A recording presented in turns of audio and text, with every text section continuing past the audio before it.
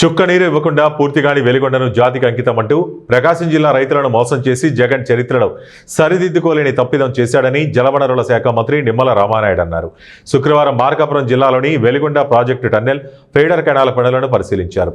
Feeder canal వెంట కొంత దూరం నడుచుకుంటూ వెళ్లి బైక్పై 2 కిలోమీటర్ల మేర వెళ్లి లైనింగ్, రిటైనింగ్ వాల్ పనులను పరిశీలించారు.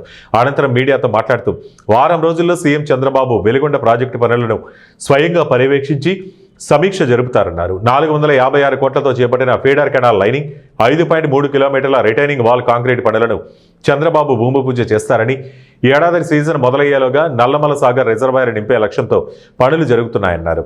వెలిగొండ ప్రాజెక్టును పూర్తి చేసి జాతికి అంకితం చేస్తామని తెలిపారు. చేసినటువంటి పని మేము 50 రోజుల్లో చేసాం కూటమి ప్రభుత్వం.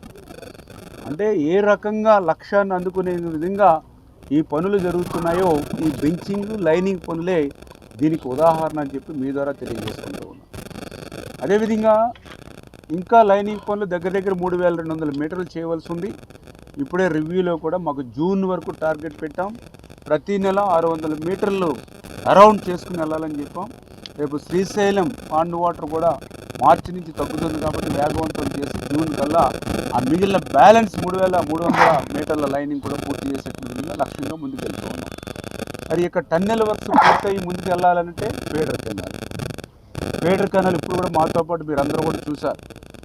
పాత్రికేయ మిత్రులు మీరు కూడా ఆశ్చర్యంగా చూశారు. ఎందుకంటే పునాదులు ఎక్కడో 20, 30, 40 అడుగుల లోతులోంచి పునాదులు చూశారు మీరందరూ కూడా. కాంక్రీట్ వర్క్ 21 కిలోమీటర్లు సీసీ వాల్ కానీ 5.3 కిలోమీటర్ల మరి వాల్, లైనింగ్ అండ్ వాల్ ఏవైతే పనులు ఉన్నాయో మీరు చూశారు. అంటే పునాదుల నుంచి పనులు జరుగుతూ ఉన్నాయి ఈరోజు.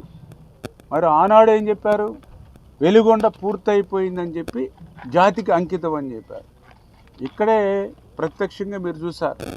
అంటే పూర్తవ్వనటువంటి ప్రాజెక్టుని పూర్తి చేసినట్లుగా ప్రకాశం జిల్లా ప్రజల్ని, రైతుల్ని ఎంత దగా చేశారో ఇప్పుడు మీరు చూసినటువంటి పునాదుల నుంచి ప్రారంభమవుతున్నటువంటి పనులే మీకు నిదర్శనం.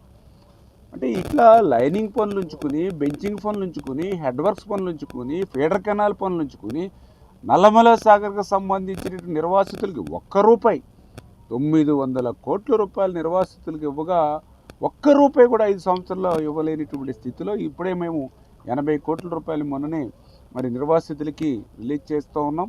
భవిష్యత్తులో కూడా మొన్న ముఖ్యమంత్రి గారు కూడా రేపు నల్లమల సాగర్కి నీరు పెట్టే లోపుగా ఆ యొక్క నిర్వాసితులందరూ